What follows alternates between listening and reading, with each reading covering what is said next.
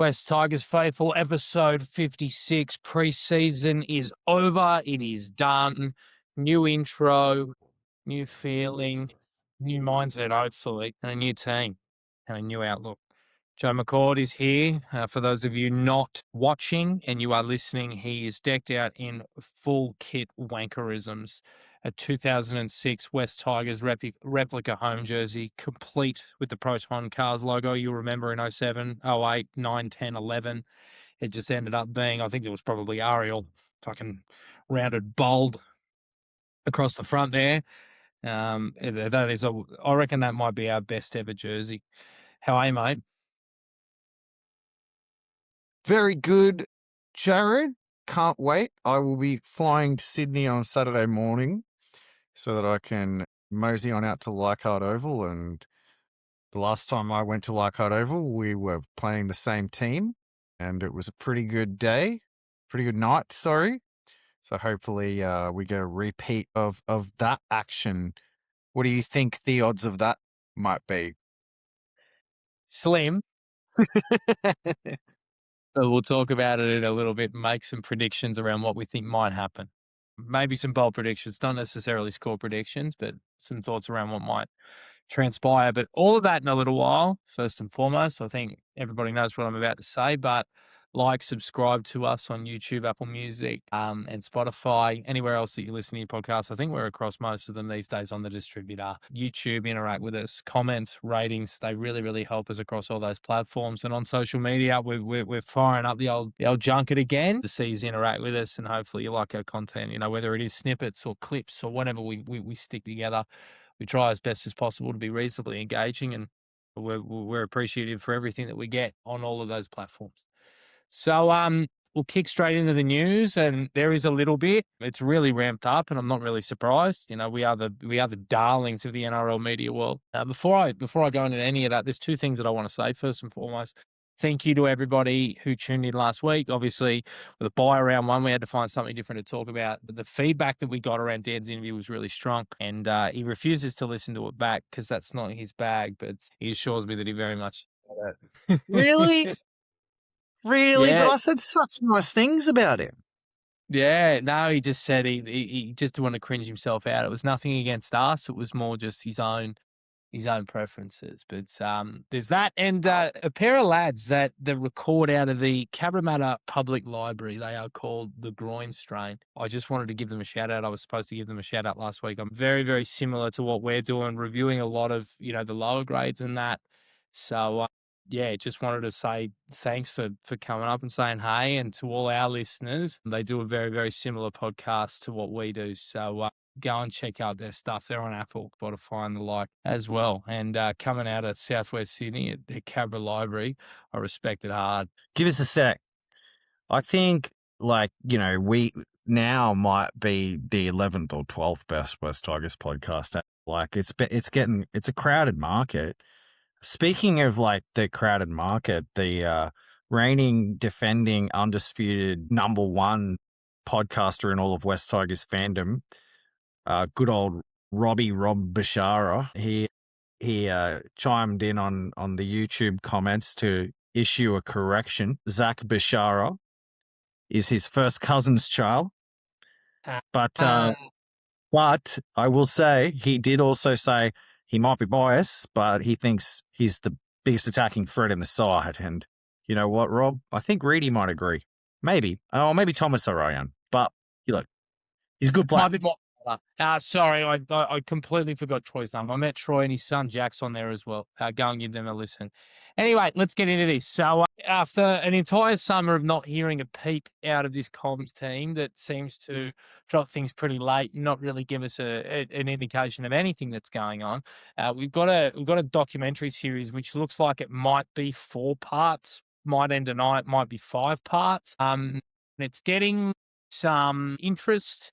It's been picked up by the NRL media cycle for a couple of things, which we'll get to in a little bit. But, Mac, just give me your general thoughts on it and what you've seen and what you sort of thought about it thus far.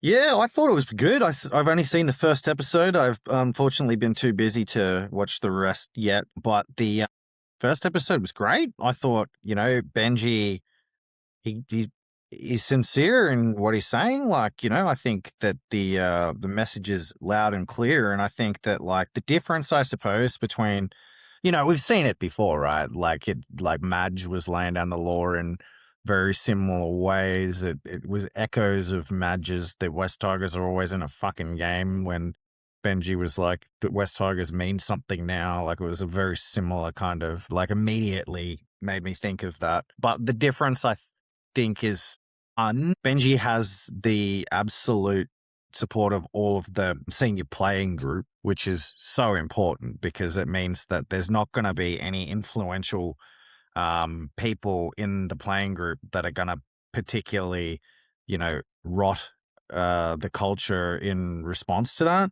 Like, say, Lachlan Galvin might have, or, in the past, somebody like a Robbie Farah might have, or, if Madge was, say, laying down the law at Brisbane, somebody like a Payne Haas or a Reece Walsh might quietly resent the attitude of, it'll be, if anything, like, players like some of the young guys might get their nose out of joint about it. But at the end of the day, who gives a shit about that, right? Like, that's just, that's just them sorting themselves out, sorting the men from the boys. But it's certainly going to resonate with Appy and Jerome and Adam Dewey and, all of the senior players. And look, I think that the proof was somewhat in the pudding, in the sense that, like, it was pretty obvious in the trials that the West Tigers were a different physical presence on the field than they have been in the past. And I know the trial form was mixed at best based on the round one results, but I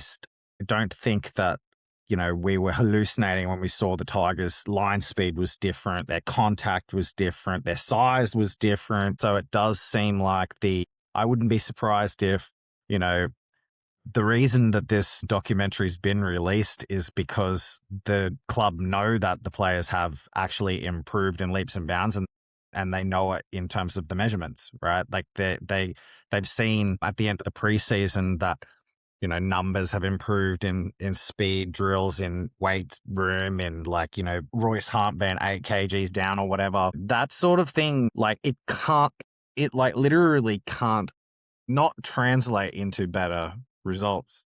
Like, literally can't. Like, if the results across the board improve on a per player basis in terms of all of those metrics, it's literally not possible for the West Tigers not to be a better side. So, suddenly the documentary is like, it's not something I would suspect that they would have put together and launched had they been questioning whether the preseason was a good one, right? Like, if they came into it like, I don't know, like, I very strongly doubt Benji Marshall would have been like, yeah, go live, brother. Like, Yeah. so in that sense, I like it. I think the documentary matches up to the eye test thus far, and I'm looking forward to watching the rest of the episodes. How did you feel about it? I think you're right in regards to what Marshall says, and he's very quick to say, and you hear it in a couple of different places, and we're not privy to everything, but he says that, while I'm hard on them and I crack the whip, at the same time, when they do the right thing, I credit them for it, and he gets that balance right. But I think we always talk about it, his passion and his love for the club and the badge and the jersey is why people tend to follow him. We've got this entire generation of players that we now have that idolise Benji Marshall coming through, and growing up. We've got the only Polynesian coach in the league. Like, these are things that are positives and pros for us, and we're really, really lucky to have him in that sense. But to see him evolve these past couple of years and really turn into, this great man manager and this guy where he allows players to express themselves and for family to be first and all those sorts of things, but also, be very, very big on, standards and hitting your times and being disciplined at training. It's really nice to see him evolve in that sense and really build the balance. I don't think his structures have changed too much, and I haven't seen them evolve too much, and that's not a criticism. It's just more that he's really worked to get the fundamentals right, both in his coaching and obviously, that sort of translates on the field. So certainly agree with you certainly agree with you with what you're saying there. And, look, again, it comes from the senior players down, and the football department is completely behind him. And when all of that is in, sort of unity and feels a similar way, it makes it a whole lot easier for a coach to really, really drive those standards in the manner in which he is. And, you hear in the other episodes and, throughout that blokes are improving their times quick as. Like, I think it was Tino Tabana who was sent back to go and do off-feet con. Benji says that he improved his time by 2.5 minutes the week after. So even if That's these crazy. boys are, yeah, so even if initially, they've worked hard because they want to be there and they understand the opportunity that, that's in their hands. So that's a credit to them. Hopefully we see that work and application, that they've done through the summer that Jerome referenced in his press conference earlier in the week come out in the wash. But the biggest thing that impressed me most out of it was Kai Pearce-Paul. He just obviously, like episodes 2 and 3, he takes episode 2, there's an entire sort of scene on him, and then episode 3, like he talks a lot in the army camp. I'm just stunned by his maturity and how well spoken he is. Like, he's 25 years old. He speaks so well. Like, obviously, I don't, play in an NRL setup. I'm not around the boys all the time. I'm not going down to Concord twice a week to go and watch their opposed sessions, but just his communication on field, his desire to be a leader, to bring this, international pedigree to the club. And yeah, there's been question marks about his abilities at Newcastle, but he seems to have taken this opportunity with both hands, says how much he loves the culture and how much he wants to buy in and win with these blokes. And, what more could you ask? I loved the fact that he said, like, I pride myself on my offload, and all those types of things. And that, he wants to play for a guy like Benji. Like, you can already hear it that, and we haven't seen Kai in a Tigers jersey yet, but I think there's going to be a lot of second phase around him. And we'll talk about it a little bit more in the preview, but he has impressed me far and away in terms of this entire documentary. And you don't read into heaps of stuff, but he's just really surprised me with how mature and well spoken he is. Wonderful. Well, I haven't seen second or third episode yet, so that sounds great because I've certainly been highly intrigued by what Kai could bring to the side. Wonderful. The other thing, there's a couple of things that came out today. We're recording on Thursday, for reference, is that the biggest one is that the Tigers are looking to extend both Hiamasi Makasini and Samuela Fainu. They're looking at twin 5-year deals at $3 million apiece, so that's $600K a year average. Pete Bedell, who actually he broke coverage on the Sione Fainu contract negotiations, he actually covered this story, so that's an interesting link. I'm not really sure where that's coming from, but the former CEO of the club, the great Shane Richardson, was actually quoted within the story. So talking about the two of them, he said they are as good as it gets. Sam Weller is a true superstar. I think he's worth at least $750K a season. Thanks, Richo. We're trying to sign him for $150K less a year. And then as for Makasini, he's always been a freak. So a kid with a great attitude, and he's only going to get better. And those kids are the future of the club.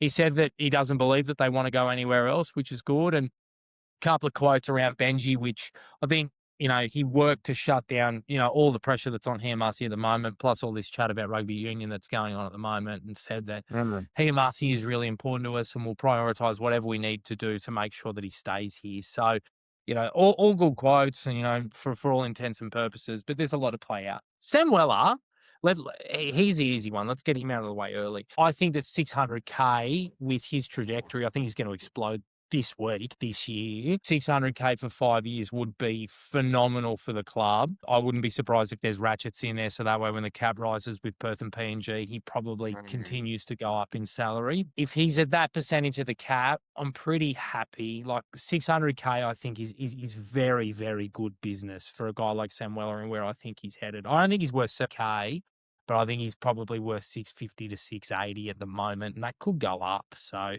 look, if they can get it done for under 650, and I'd be stoked if it was 5 years, I think that's really good business. What do you think?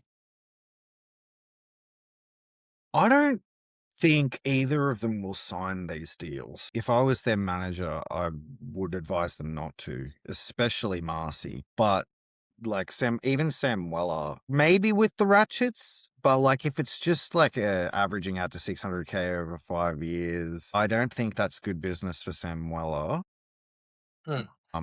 It's obviously a risk both ways, right? Like, because obviously, if we lock him down for 5 years and then suddenly he has an injury or regresses or something like that, that's nice for him to have that like surety in the back of his mind. But I'm not sure if it's likely to happen, right? Like I'm pretty like you, I'm relatively confident Samuela's value will greatly exceed okay within say the next 24 months. So from that perspective, I'd be surprised. I'm surprised that they've gone in so hard in terms of like the length. It's very like the West Tigers. Like they're not.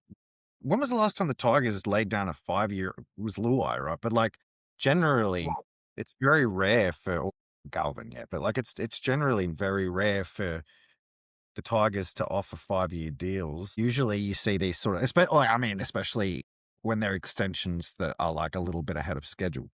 Usually, you see extensions of 2 to 3 years at a time. I suspect what will happen is that I suspect this will end up being like Samuela will be like, I don't want to extend for 5. Can we extend for 2, maybe 3? I suspect that's what'll end up happening. I also, I mean, on Marcy, did you have something you wanted to say first before I go on to Marcy? Yeah, give me a sec. No, I agree with you. I think you're about right. I'll be interested to see what they do. But you are seeing that look, managers prefer length of the deal because it's security, right? As opposed to the girth of a 12-month wage. So I'm curious to see how they go about it. And you're seeing Perth offer long-term deals, with less cash, and that's what's luring players over there. So security is absolutely a Samuel loves the club. They might say, look, if you take 600, then, we can afford to pay more for Latu and Sione. There might be a caveat of Manasseh getting a trainer trial. I don't know. The negotiations there are going to be interesting. Will Samuel stay? Without a shadow of a doubt. But what does the contract look like? I'm not too sure. I don't think the Tigers will overpay. It's just whether or not his manager, who I don't know who it is at the moment because Mario Tartak's got a suspension. It's just working out what's best for club and what's best for player. It's going to be very, very interesting. You can start on here, Mussy. Mario Tartak is still his agent. Mario Tartak will make Without question. With Marcy, I don't actually like that we're trying to extend him.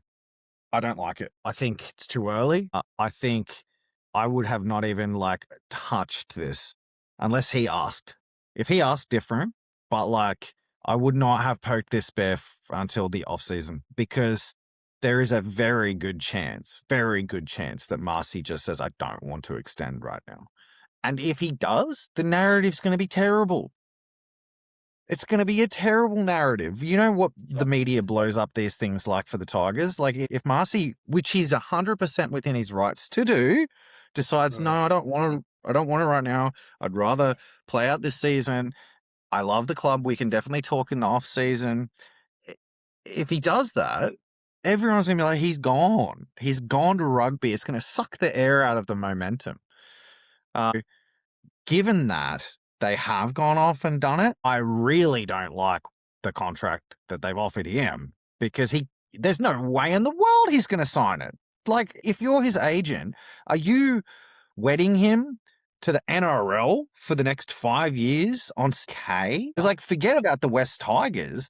Like, in 2 years' time at his trajectory, he's going to be worth $2 million a year to a French rugby club. This is a poorly thought through strategic move by the West Tigers, in my view. I would not have let that sleeping dog lie. Look at even the Roosters, man. The Roosters acknowledge Mark Nawangiti Dawase is just gonna go because, like, there are very few things that the rugby code can offer that our code can't, and one of them is World Cup, right? A genuine World Cup that puts you on the world stage, right? Like, if the Roosters have already copped us the tip that it's just like a mug's game trying to like actually lock people down and compete with that opportunity, we should be taking the lead on that. Like, Marcy nearly got signed by the bloody Panasonic Wild Knights before he had a debut. Like, rugby are going to unload the kit and caboodle at the kid that everybody calls John Olomu clone. Like, are you kidding me? This is just silly. Yeah, I tend to agree. And I think that, Yeah, 600K, they're gonna be renegotiating in 12 months anyway. He's played 1 game of competitive first grade. Now, I know obviously the trials, his body of work in the lower grades, there's so much to like. But the thing is that that's not that much of an upgrade anyway. He's on about 450K this year. I think next year it goes up by about 100K to 550. He's not gonna take 600K. I I I don't think I I so. No, and further, I think we need to prepare for the fact that he's gonna go to rugby union, similar to what you say, without a shadow of a doubt. He could walk in. You know what? He could probably play for the Wallabies tomorrow. He's that Most good. likely. Yeah. Yeah. He'd So most likely play for the All Blacks if he was eligible. Like, he is that good. yes, that's right. We are so lucky that he opted to stay with us ahead of a home World Cup. Because I guarantee you that, well, I mean, Rugby Australia went very, very hard at him. The bond that he has with Benji Marshall and his playing group and the senior leadership at the Tigers cannot be understated. He loves this club. Do not get it twisted, but he won't sign for 5 years. There is no chance. But the problem is that yes, November 1 is in the revision mirror. I understand why they want to prioritize these two. Absolutely. I think it's wise to do that. But one, it shouldn't have broken ground, and two, you're right. This may get to a story that just doesn't work for us. The ideal for me with Hiamasi is that you probably do put some clauses in the deal around origin selection, test selection, namely the Kangaroos. I think you'll walk into the Tonga side for this year's World Cup, but have those in the deal, allow him to trigger those, and obviously the bonuses kick in because that's the type of player he is. But 600K, he's not going to be worth that in 18 months. It's just not going to be the case. Look, ideally, you probably get him to the end of 2030, maybe 2029 with an option. And then I think he goes and plays rah-rah for a little while. I'm aware of that. Look, I love the kid. I've seen him come through. I know the talent we have on our hands, but as you say, he's not going to sign a fight. It's just not going to happen. This is something that, like, if the NRL is serious about, like, not losing these cross-code type players, like, we're talking like it's an absolute formality. Like, the NRL can't compete when international rugby contracts come knocking. Like, Yeah. maybe it's time that the NRL start considering having NRL level contracts to counter this, especially when they're trying to build the game in the USA and stuff like that. Like, they need, if they're serious, they need to start thinking about, like, international style contracts, like core contracts like the Australian cricket team have with certain players and things like that. Otherwise, yeah, this is just going to continue to happen. And, like, we're fortunate that, rugby only really can come knocking for the absolute superstars.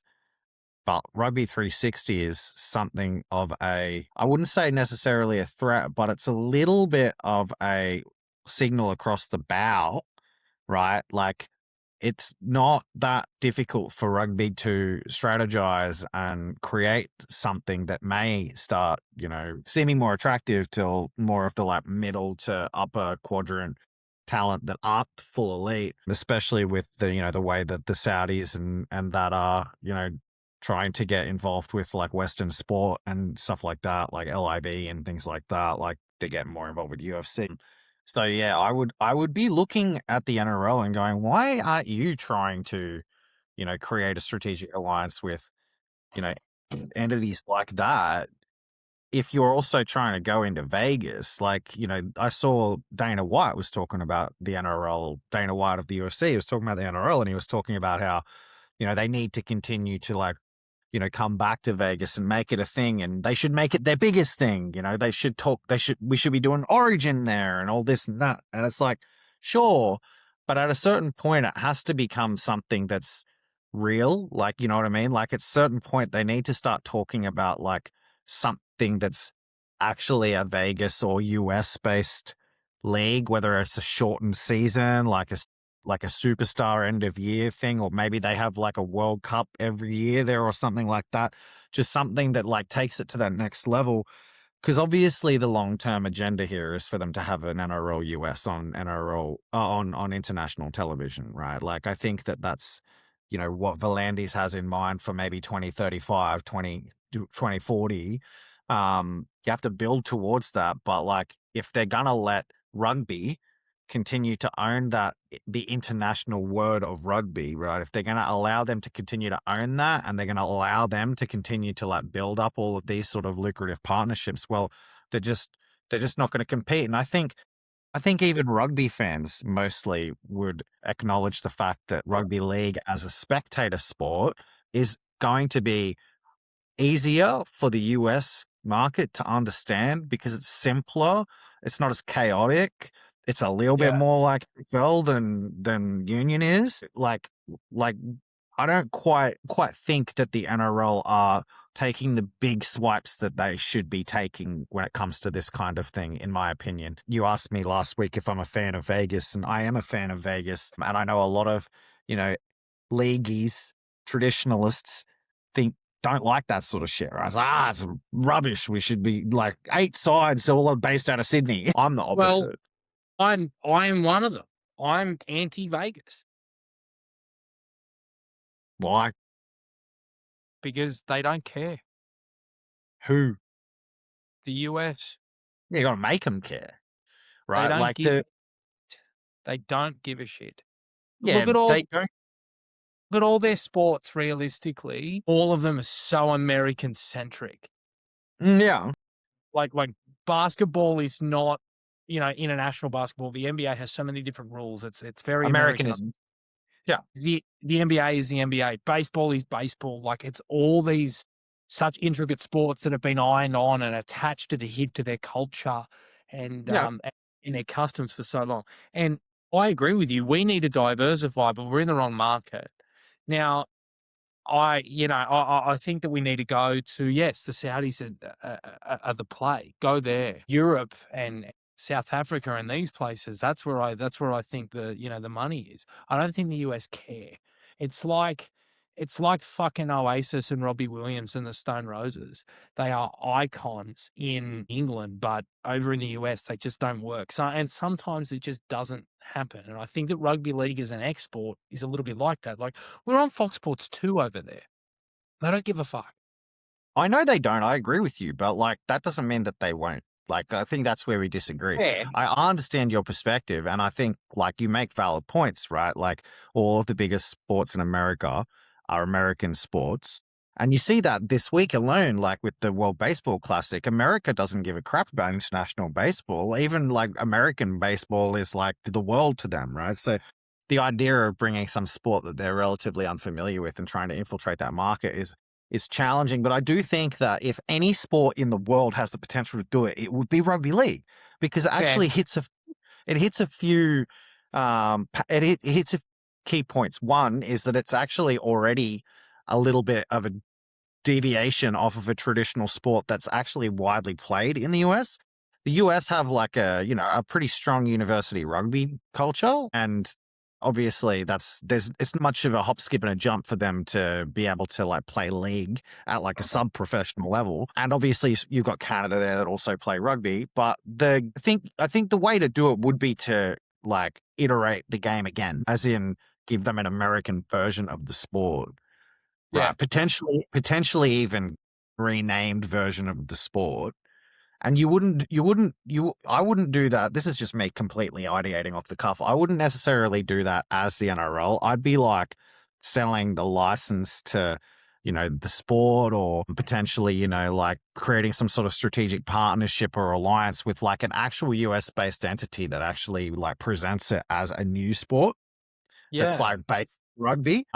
And I think that it's been ever since like a new sport entered the US market that actually like captivated the attention of America. It's a market that's big, it's growing, it's where all the money is. I think it would be achievable. But yes, I do get your point in the sense that where I think we agree is that the current strategic direction is not going to achieve what they think that it's going to achieve, right? I think we agree on. Oh yeah, we are in absolute alignment there. Look, the MLS has picked up, but a lot of that, is really held up by a lot of the migrant Diaspora. community. Yeah, without a doubt. But yeah, I agree with you. Like, they need to come at it from a different angle. I just think Yeah. that We're here on Fremont Street and Max King just done his best MJ impression. We're here. We know how to throw a party. The NRL, they know all about us. They know when we come to town. Fuck yeah, go the Bulldogs, the Cowboys, and the Knights. They don't give a shit. They don't give a shit. They don't. Anyway, whatever. Life goes on. All of this to say, yes, the NRL needs to whip out a war chest, whether or not it's backed by private investment or otherwise, to keep players like Hiamasi Makasini in the league. That's correct, yeah. Let's move on. Yeah. Jareen Buller, I think this is an Isaac Moses false flag, saying that the Dragons want... Keep an eye out for any false flags these next few weeks across the world. There is one of them happening right now in the southwest of Sydney. Isaac Moses is flying one. I don't know if this is true. Of course, the Dragons would want Jareen Buller. Is Jareen Buller going to go to the Dragons? God, I fucking doubt it. Do you think that do you think any of this shit holds weight? Like, I mean, and we've said it, everybody that listens to us, Jareen, from our understanding, has agreed to terms. Things can change. They can change, and they can change quickly. But that's the last thing I heard. Do you really think that Jareen Buller is going to go to the fucking Dragons? I don't know. I don't particularly care, to be honest. I like Jareen. If he goes, if he stays, I'm kind of over that sort of shit, to be honest. Like, and I think actually giving it oxygen is actually part of why Isaac Moses and his ilk keep doing this shit. Because you talk about it, it becomes like the media narrative, which starts with fans talking about it, and then next minute NRL 360 and talking about it, and then next minute the players are talking about it, and then suddenly Jareen Buller's gone, maybe I do want to go to the Dragons, because goddamn, I'm sick of hearing about my own contract coming at me through the media. And Isaac Moses has gotten his way by playing narrative engineer. Like it's kind of the reason why one of the reasons why I made a podcast, Jared, because when we started this podcast, it was to try to counter narrative a lot of the crap, right? That's why it's called West Tigers Faithful. And to some extent, like at times we've probably carried on a bit the way that we probably intended not to when we created the podcast, and in the spirit of it. If Jareen Buller does leave the West Tigers, it won't set us back, is my prediction. That is how I feel. I don't think that if Jareen Buller left the West Tigers, it would be a setback. I don't think it would even be a minor setback. I honestly don't. I think Jareen Buller is a good to great talent. He has a high ceiling. Don't necessarily think that we have like Jack Attard and Logan Deninja and that are great young talents, completely unproven. So I'm not saying this from the perspective of with next man ups right there. I know we're losing Luke Lolaliti. I still don't think it would be a setback. I think this club has developed enough resilience and has enough strong playing group that, if we needed to go to market to yoink a fullback off another club or manufacture an option, we would be fine. That's my position on it. Very good. I'll leave it at that. Okay, team news. The West Tigers are playing the Cowboys Saturday, 3 p.m. We open our account for the first time. We've been waiting a very, very long time. There's a lot of optimism and hope this year, and I think that it is warranted. We spoke last week that we both got them in the 8 of the week prior, but I'll run you through our team, and then we'll preview this match off the back of it. Fullback. Say again? Can I make a request? Hear me. Can you do the team list as though you're Benji Marshall reading the team list to the boys in the dressing room? All right, boys. We've got the list here. It's 22-man squad now, I think. A bit more than what it was last year, but I don't know how to say it to you, you know what's coming. Eighth wonder. Pretty simple, right? So we just got to do our job. These fans, talk is cheap. Just tell them, way. Let's get it done. Fullback Jareen, wingers Tito and Luke, obviously Star out. Centers Talon, you'll be on the right edge. You know that, eh? Yeah, sweet. Mussy, yeah, bro, on the left.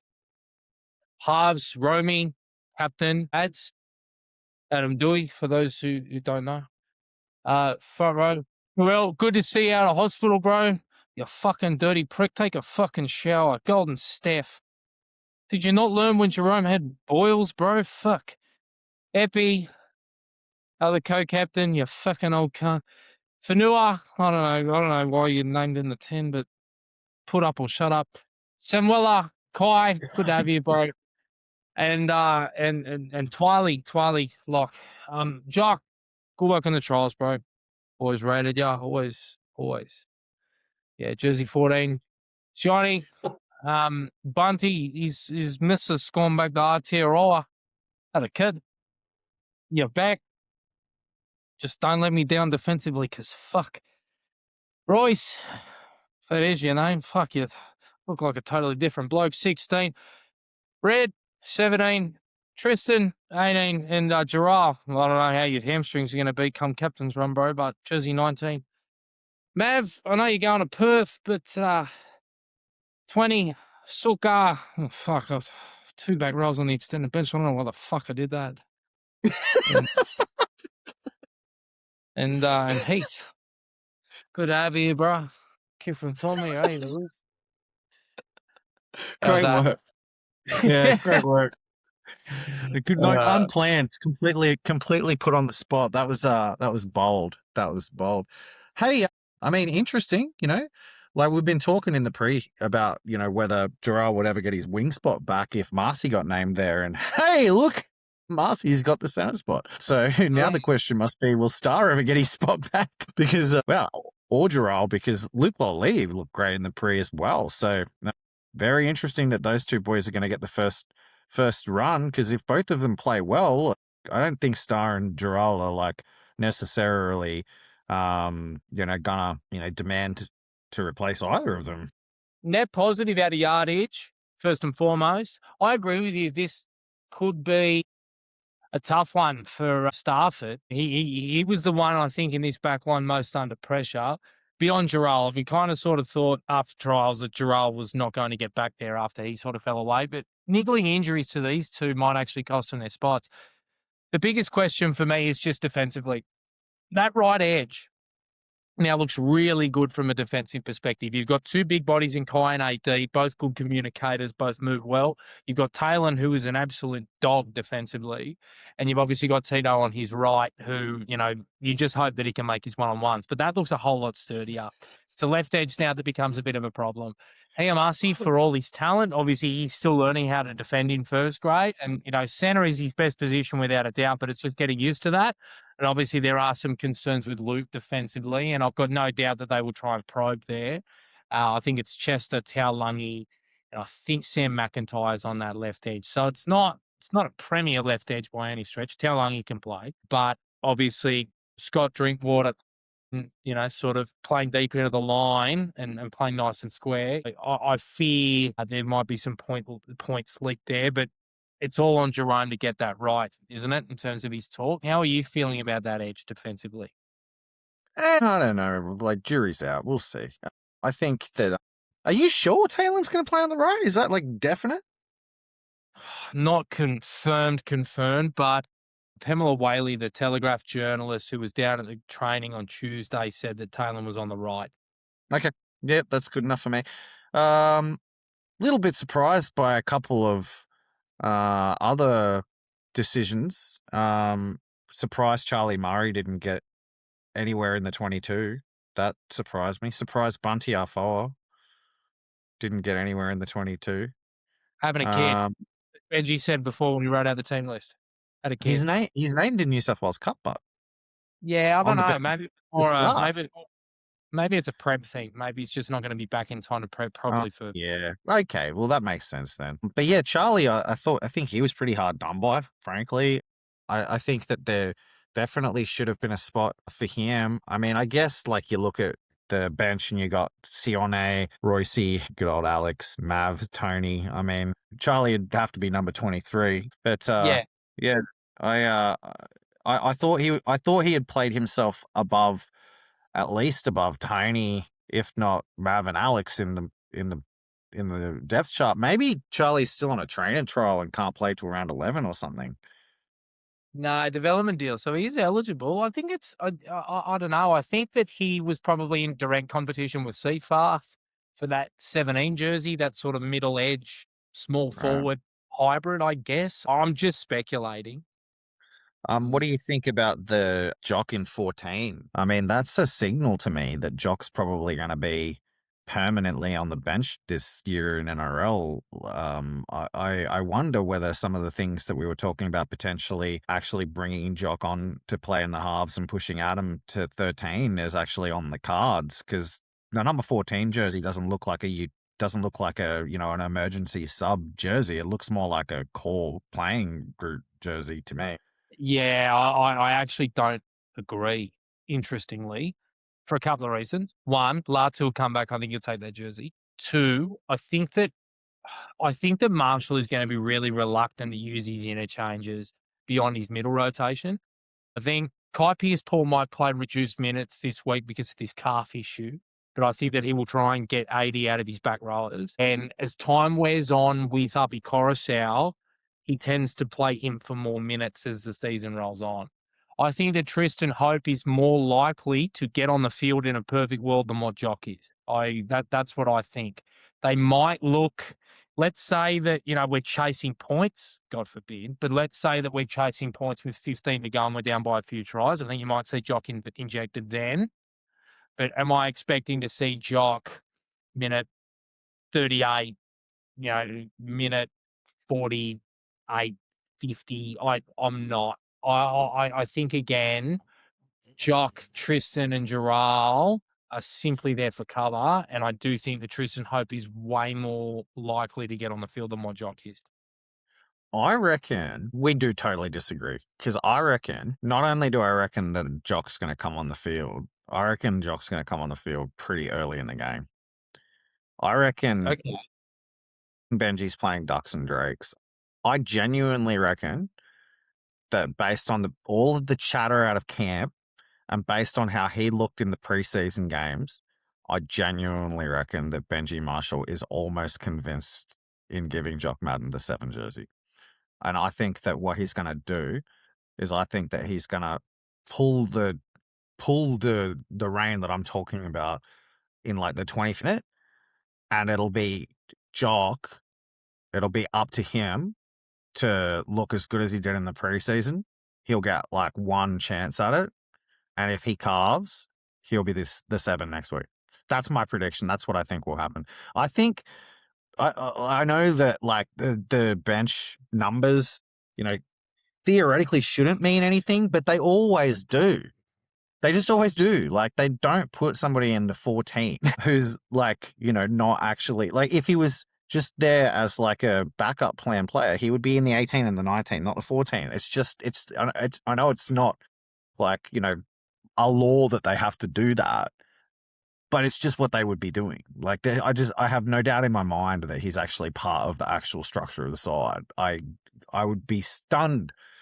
I don't necessarily think that necessarily rules out what you're saying about Tristan Hope being the case. I think they're completely two different things. Like, the truth be told, like, so many times last year we ended up not using all of our subs, leaving an extra sub there.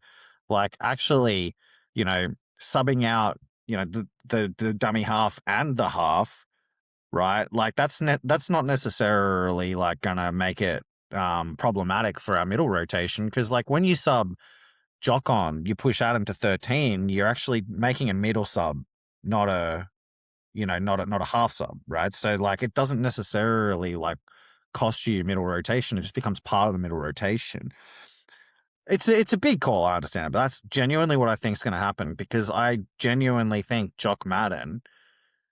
I know that Benji Marshall is a smart coach. He's a very bold coach, and Jock Madden deserves to have a chance based on his form and based on how he played in the preseason. That's the reality, and I think Benji Marshall would agree with that.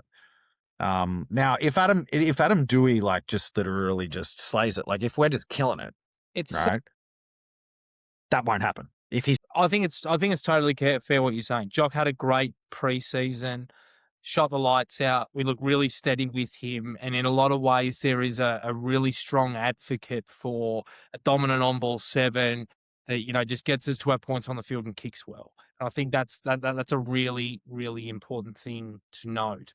But I do believe that in regards to Adam Dewey at 7, I think that he will be playing there for the entire 80 minutes. And the reason I say that is, he's been entrusted with, working with this right edge all summer, working with Jerome Luai as a combination.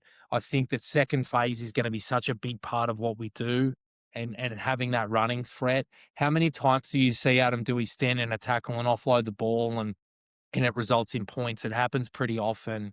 Doesn't bring that. And I think that second phase is going to be so important for us this year with these new rules and the playing group that we possess in the left edge.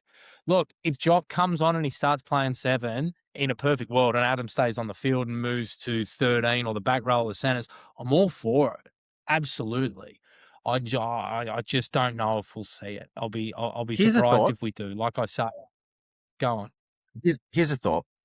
Remember in the first trial when they dropped Heath Mason out of the side from fullback and put him on the bench? And then he came on real Yes. early in the game and played that roving middle role, and they actually played with 3 halves.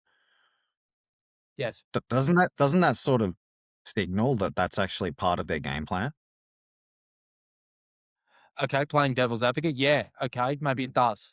But did you see it in the first half of the Penrith match in that trial? No, but in this first half of the Penrith match, like they obviously they had the like Dewey plays the first half, Jock plays the second half, straight through like strategy, 100% in the clear. I reckon that the devil is in the detail of what Alex Twal, and there was another player who also singled out Jock. 2 players have both come out and said Jock was so good all off season.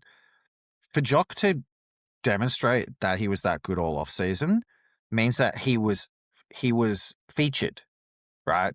He would have had to have been featured a lot in order for them to actually have that impression. So I would look. We'll see. There's no point continuing to talk about, but we'll see. I feel like this might be Benji Marshall's first Sheens moment, where he's like foxing. I would be intrigued to see it. Don't get me wrong. Very, very intrigued. Just in terms of what this side looks like now, obviously here, Masi Makasini, we spoke about him from a defensive perspective, but everybody's loading up on him to score. I actually think that it's Laurie that's going to benefit. It's Hamasi's ability to absorb contact and throw the ball out the back. That's where I think that there'll be points. I'm very excited to see Jerome Luai. Kaipi's Paul goes without saying. Samuela Fainu, I think he's going to explode this year, as I said. Terrell May, I'm very intrigued about. Have not seen him at all this summer. So, how he goes coming out of hospital with an infection, but also being out of the limelight a little bit, I'm very intrigued. And obviously Royce Hunt, looking like a totally different bloke. So there's a lot to look at and assess. Anything before we start touching on the Cowboys and talking through their sort of strengths and weaknesses, Matt?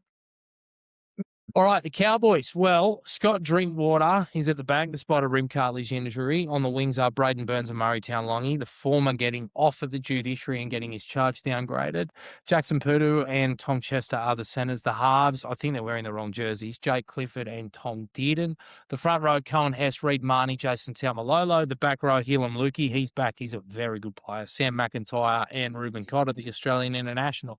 Their 6-man bench looks like Sonny Luke, Kai O'Donnell, Griffin Neiman, Matt Lodge. Liam Sutton, who's another Thelmy Rooster. I think he actually played a bit of footy with Heath Mason and Ethan King in jersey 19. 2021-22 are Robert Darby, Harrison Edwards, Caden Lars. Bit of a really interesting one there for the Cowboys. Obviously, they've gone to Vegas. They had that, sort of weird week off while everybody else played their round 1. They're back now. They're on the road again. I think it's fair to say that they had a pretty poor showing in Vegas. The tries that they scored were, they targeted Fletcher Sharp at that point when he'd done his PCL, and Bradman Best was sort of flying into the line to try and sort of save points.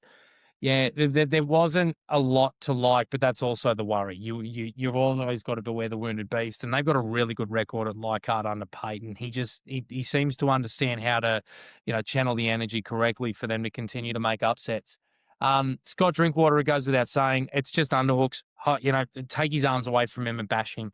We've got some really physical back rowers and some really physical centers that can hurt him. Make sure it happens. Like, honestly, rib cartridges are so painful that even despite the needle, if we really let him know early, I think he'll go into his shell. Further, I think he's an aerial weakness under the high ball. Jareen Buller, providing that he's fit and ready to go, because obviously against the Panthers he had some issues under the high ball himself. I can see him stealing the ball off him a little bit. And then obviously the try that Bradman Best scored, where Sandon Smith, off a bit of second phase, threw the ball inside to Cullen Ponga, who then threw the ball outside to Bradman Best, showed how weak they are defending second phase, particularly down their right edge, our left edge, where Purdue and Burns sit. So look, same as last year, where we were so heartbroken. Team is beatable.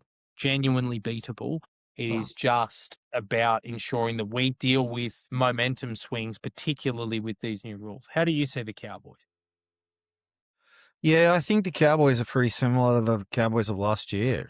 Like on the main, I think they're a mid-table side, probably slightly on the outside of the 8, but not too far on the outside of the 8. Dangerous enough where they could certainly just torch a side that's not like on their best, Probably will struggle all year with like the truly elite sides. I don't see the Cowboys troubling, the likes of the Storm or, all of the sides that are going to be competitive. They've just got too much. They've just got too much fragility in terms of just general quality, I think. Mm.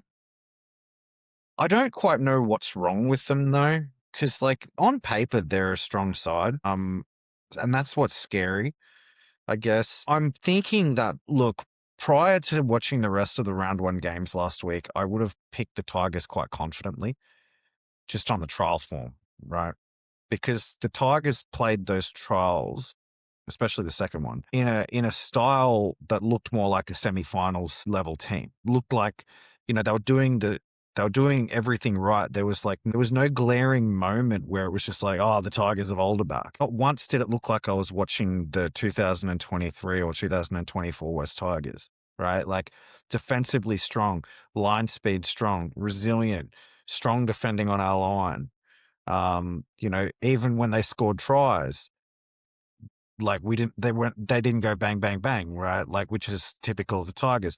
No customary try just before halftime. In actuality, it was the other way around. No customary try just before full time. In fact, it was, so like, if you just take it on trial form, I think we're going to pace them. But like, it's the problem is if the Cowboys do get a sniff, if the Cowboys do, get the rub of the green early, get a couple quick sets of 6 repeat sets, we can't like put them away quickly. Are we going to be able to like grind them down from behind? Or are they going to get their backs up and are we going to sort of just like a little bit like what happened to the Titans? That's my fear. Like, I'm really worried because the Titans look really good in the trials too. But the way that the way new rules seem to be working is like side starts to put their foot down. Like, it's real hard, right? And it can get out of hand real quickly. Hopeful that the like fitness levels of the fitness level of the sides and all the work in the off season means that the Tigers will be able to wrestle back momentum swings. So yeah, it's an intriguing contest, but mate, like it's a tough one to confidently assess. Because both sides are a mystery. I think like after this week, we'll know a lot more about both sides. We'll know a lot more. We'll know if the Tigers trial form was real. And we'll also know, whether the Cowboys are the same Cowboys or a worse side. I'd be surprised if the Cowboys are actually like surprisingly like a good side. I think that there's a chance that the Cowboys might actually be like on the slide. You called out the one player I'm really like curious to watch, which is Lukey. I think Lukey had a blinder in the first round in Vegas. And I think that like he looks like he's gone up another level, and he's a dangerous type for a side like ours. Like, loves his second phase, try scoring, wide running. Like he is the sort of player that would feast if the Cowboys got momentum, and he could certainly feed the likes of Dearden and drink water off the back of his efforts. But yeah, we'll see. We will. In terms of where I think this game goes, I think you're right. Momentum is going to swing like a gate. I think that both teams, with the attacking ingenuity that they possess, obviously did and Drinkwater cut us to shreds last year, and it would be remiss of us not to talk about that. But also, the firepower that we have on both edges, I think that there's going to be a lot of points scored. I know that the Tigers are putting a lot of stock into their defense and their fitness, but I just think with these new rules, unfortunately, when you get these sort of really crafty attacking players that can pick apart overlaps and execute, then you're going to see games blow out. Got us winning, but I don't think we'll make it easy for ourselves.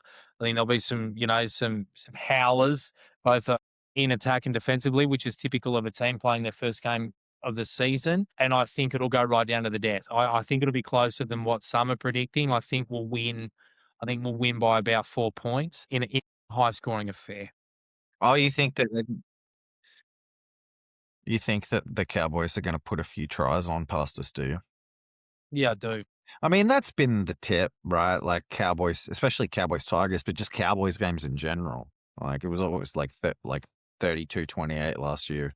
But I don't see that happening, because I think that the Tigers are a much improved side, defensively especially, like because of our fitness, because of our commitment, because of our line speed. I'm going with the trial form. I do think we're going to win and win well. I think that we will probably look pretty clunky. I suspect that it'll like be in the first 20 to 25. We'll probably look like the better side, but like go into the 20th or 25th minute or so, like maybe like on level pegging with them, or even down a try, when we should look like the better side, right? And then I see us actually like just getting over the top of them as the game goes on, because we've got more fitness, playing at home. And I think we'll run away with it in the second half. I think we'll probably score, 3 or 4 unanswered late in the game, and probably win something in the vicinity of like 30-12 or 30-10. That's my tip. I'd love to see it, mate. Fingers crossed. All right, let's fly through pathways. We've got 2 sides named for the first time in State Cup and Jersey Flegg. I'll give you the Cup team list.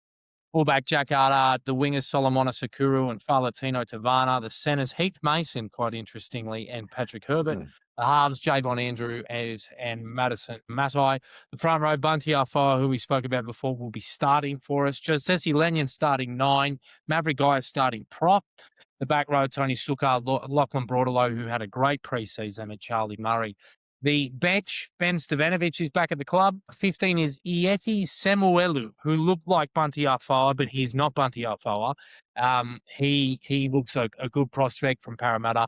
Whaka Aho, who's been around for a little while now, makes jersey 17, and Luke Jack rounds out the bench, jersey 17. They're playing a very, very weak North Sydney Bears side. I expect them to win and win well, and I think that this is going to be a good year for our Cup boys. You see who's number 17 for the Bears? Yes, Mr. Johansson. He was he was running around for the Magpies in the first Magpies trial, so that was a sudden exit. Bit of a jump. Yeah. I surprised by the side named, primarily because of who wasn't named. I see that the Tigers have decided to start the year playing all of the young guys in the grades they're eligible for. They could very easily have had Jared Hayward playing 9 in New South Wales Cup, and I thought they were gonna. They could very easily have had Phoenix and Christian playing in New South Wales Cup, and I thought they were gonna. It's good though. It shows that they're confident in their top squad. It shows that they're not needing to rush them. It shows that they're wanting them to, build their confidence throughout the season. It's the behavior of a quality.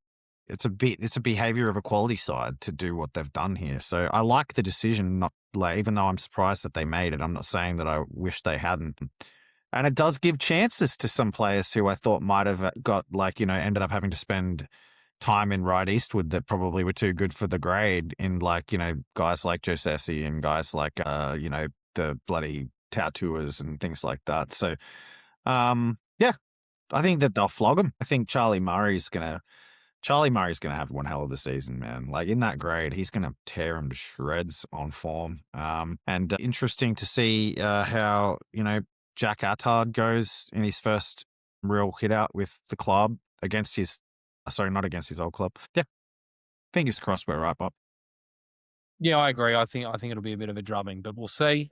Jersey Flegg, West Tigers' faithful favourite, Logan Brooks. It says Brooks on the team sheet. He's at fullback.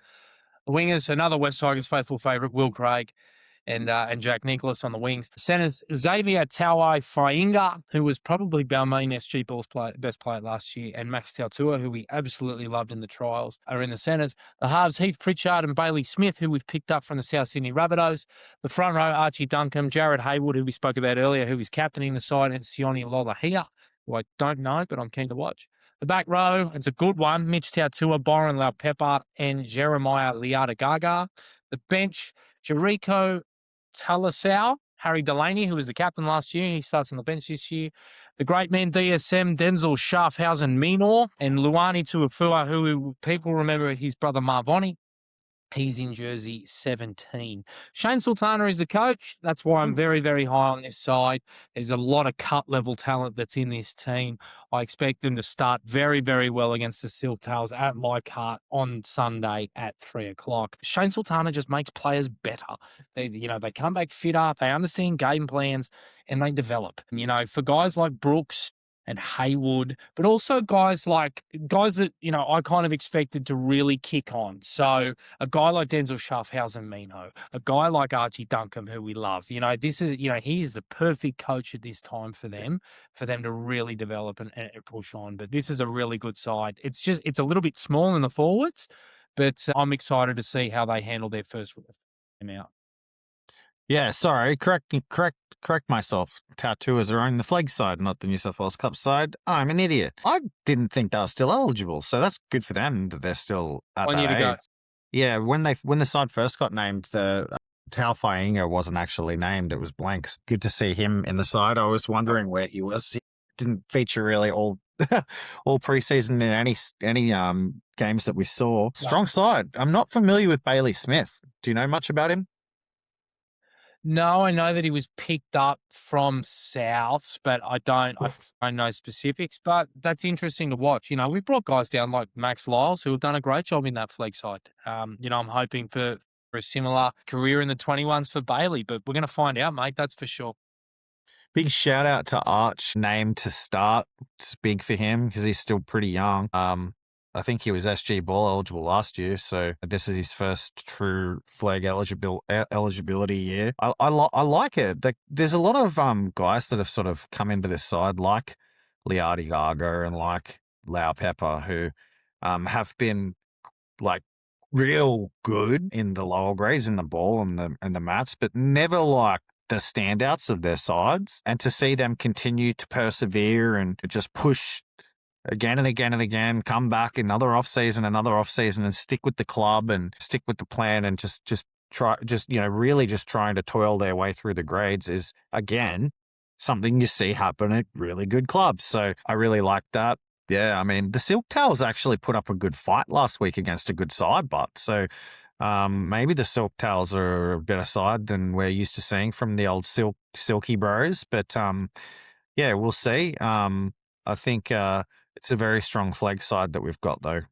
Assuming that the 7 is a decent player, the 6 and the 7 is probably the question mark, right? But everywhere else we look pretty dang strong to me. Tend to agree with you, mate. Expecting a win there and a reasonably successful season. Before, once Shane came in as coach, they were second on form. They obviously missed the finals. They had a loss that they couldn't afford to have, but he was amazing last year once he got in and started steering the ship. And I think that the side will only get better. I think a guy like Christian Azzi will walk into that side pretty soon, the way he's playing, and we'll get to that. But very, very high on Flegg this year as well.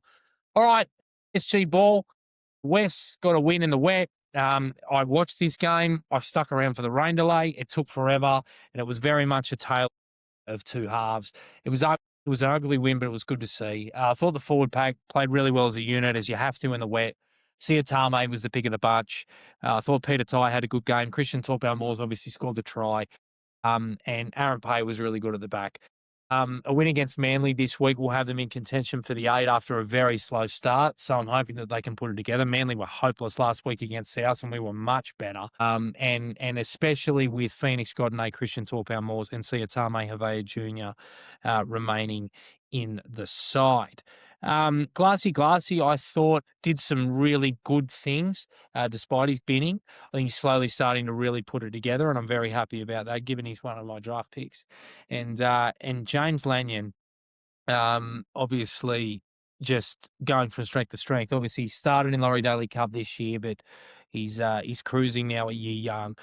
He's a player that the club must absolutely retain. And with Joe Sessi, staying around on I think it's a 2-year extension. I'm not exactly sure on what the contract looks like, but I'd say that deal will be easier to wrap up than usual, as it is for the Tigers trying to wrap up deals. Balmain SG Border lost to the Storm in a pretty high-scoring affair. They tend to start really well, Balmain, and then sort of fall away for whatever reason, which hurts. But, there's still some classy players getting about there. There were 2 tries scored down the left edge. The hooker scored one, and then the second one, Ali Khanum scored. Really nicely worked short side from Christian Azzi, and then some quick hands from Vivau, and Ali scored in the corner. Really good finish. There was some poor defence that sort of saw Melbourne kick clear on a couple of occasions, try for scrum, hooker burrowing over. Those ones hurt. But Huma Fotu, I think his name is, who's the front rower, headgear, scored 1 try with some beautiful sleight of hand from Christian Azzi for a gap to sort of pour open. But go and have a look at the highlights. I know they lost, but fuck, he's got an unreal front rows try. Really athletic, just steamed onto the footy. It was great to see. So I think that might be Balmain season done, unfortunately, with about 4 weeks to go. But life goes on, and again, there's some promise there, particularly with Christian and obviously Blake Van Dree, who they're missing at the moment, really missing. But we'll just continue to monitor them as the year goes on. Their counterparts, Balmain, Harold Matthews, it was a narrow loss, and it's disappointing because they're up 16-6 through some really nice work from their wingers. James Kerr, kick target in the air. They kicked for him twice and came up trumps.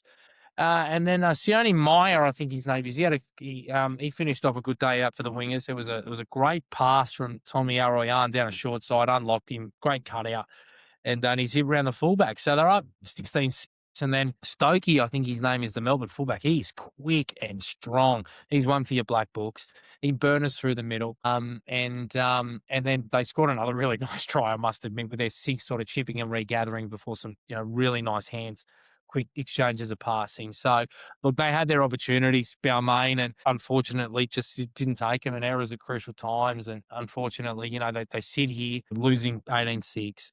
Sorry, 18-16. So anyway, another one that we'll monitor as time goes on. But again, some really good players, particularly Tommy Arroyan. I think he's the real deal.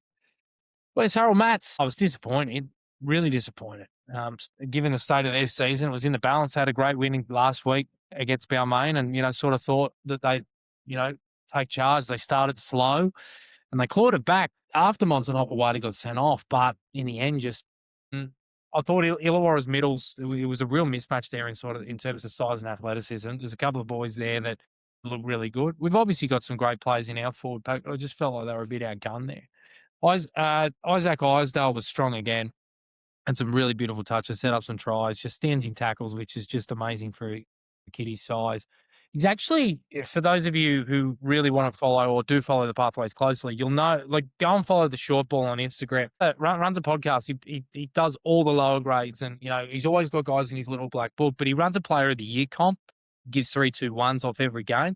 Isaac Isdale, despite the fact that we've won 1 game all year, he's 3rd in the Player of the Year awards, which speaks to his quality. Like, he's being noticed, across the entire league for his talents, and it's not just us that's saying it. There's a lot of people that think he is. And again, just his running threat and his ability to ball play really nicely, and he did some really good things, but unfortunately, just wasn't to be. Thought Isaac Searle had a good game. Some really good moments with the boot too, kicking for the sideline. Another one from the left corner off our first try. And in the front rower, Etuate Naofi. He did some really good things defensively, so that was good to see as well. Laurie Daley Cup and Andrew Johns Cup, they both won their games, which is great. They both got a week off before their semis at the Oaks on the 21st, so all eyes on that for those boys. Both squads full strength again. Josh Vella, I think, scored 20 points on his own for Laurie Daley Cup. And Denim Segalis scored another try, I believe, for Andrew Johns Cup. So a couple of guys that we keep an eye on that are doing good things. But Mac, I think it's time we stop the clock and we call it right there. I know that obviously you've got a trip down to Sydney to make for this wonderful football team of ours, and I'm sure you've got a million other things on, as you always tell me. So do you want to have the last word and we'll get out of here? Yeah, I don't know whether you mentioned it, but LDC and AJ are now in the semis this weekend. So both the sides made it to the semis, which is fantastic. I think that the LDC and Andrew Johns Cup just do like 2 games and then a GF, don't they? I don't think they have a top 5. I could be wrong about that. You're right. And it looks to me like both games are at the same ground. So would you believe that the Tigers both? Yeah, they are. They're like one after the other on a Saturday morning at where the hell is the Oaks? Oh, that's my area. It's out the back of Camden. There you go. Saturday morning out the back of Camden from 9 a.m. Get out there and check out. You get a double header of MacArthur West Tigers action in semi-finals football before you get to see a West Tigers game this year. Do you have a quick question? Do you know where Riley Oitman is? I do not. That one might be one for a friend. NB Dub. Friend Ryan. Yeah. Right. Yeah, like because I know we extended Riley in the off season, and I was certainly expecting him to end up in the Flegg side. So interesting omission, but I suppose it is a pretty strong Flegg side. So maybe he's just going to be running around for Right Eastwood to start the season. Looking forward to Saturday. Good episode. Nice and truncated. West Tigers faithful. Mac and Reedy, we gone. Bye-bye. Strangers, as you can hear, has been revamped. The pre-sale link for the single release will be in the description. I know a lot of you love the track. AJ's done a cracker job on it, AJ and Justin. This is it. Good luck to all West Tigers affiliated teams this weekend. Hopefully we have our first official win cast of 2020. Greet you all come next week. See yous. We're only strangers.